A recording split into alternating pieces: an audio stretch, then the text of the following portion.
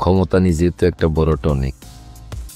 ক্ষমতায় থাকলে অসুখ বিসুখ ধারে কাছে আসতে পারে না। বাংলাদেশের অভিনেতা ও উপস্থাপক শাহরিয়ার নাজিম জয় সম্প্রতি তার পুরনো একটি বিতর্কিত ঘটনার বিষয়ে মুখ খুলেছেন। আওয়ামী লীগ সরকারের আমলে তৎকালীন প্রধানমন্ত্রী শেখ হাসিনাকে মা সম্বোধন করে জমি চাওয়ার বিষয়টি নতুন করে আলোচনায় এসেছে। নিজের অবস্থান স্পষ্ট করতে গিয়ে জয় জানান, প্রয়োজন হলে কাউকে বাবা মা দাদা ডাকা যায়। সম্প্রতি মুক্তি পেয়েছে জয় অভিনীত সিনেমা ৮৪০।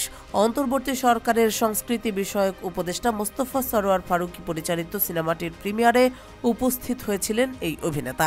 সেখানে শেখ হাসিনাকে মা ডেকে জমি চাওয়ার প্রসঙ্গ উঠলে তিনি বলেন, আমি তো আরেকটি জমি পাওয়ার জন্য ডক্টর মোহাম্মদ ইউনূস স্যারকে বাবা ডাকতে হলেও ডাকবো, কারণ আমার প্রয়োজন আছে।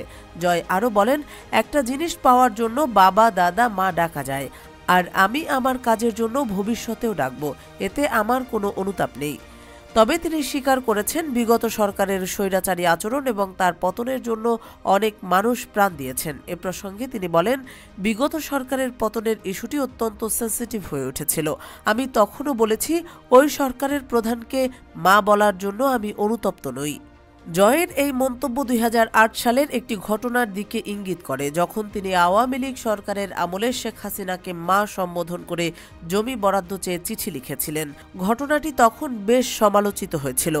গত আগস্টে ছাত্র জনতার গণ অভ্যুত্থানের মুখে শেখ হাসিনা দেশ ত্যাগ করেন। এর পরপরই জয়ের ওই ঘটনার বিষয়টি আরও বেশি আলোচনায় আসে। জয়ের মন্তব্য নিয়ে সামাজিক মাধ্যমে নতুন করে বিতর্ক তৈরি হয়েছে।